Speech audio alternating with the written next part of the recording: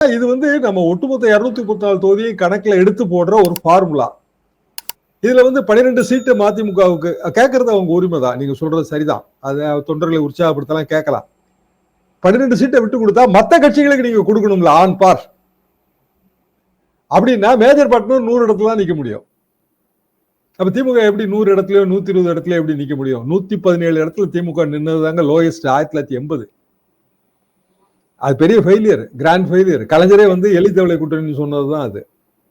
அது work out ஆகாது, அது எல்லாருக்குமே தெரியும். அப்போ ஆட்டோமேட்டிக்கா இந்த 12 சீட்டுங்கிற டிமாண்ட் அடிபட்டு போகுது.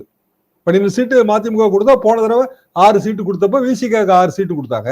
அப்ப இவங்களுக்கு 12 அவங்களுக்கு 12 இல்லையா? கண்டிப்பா கேட்பாங்க. எப்படி சாத்தியம்?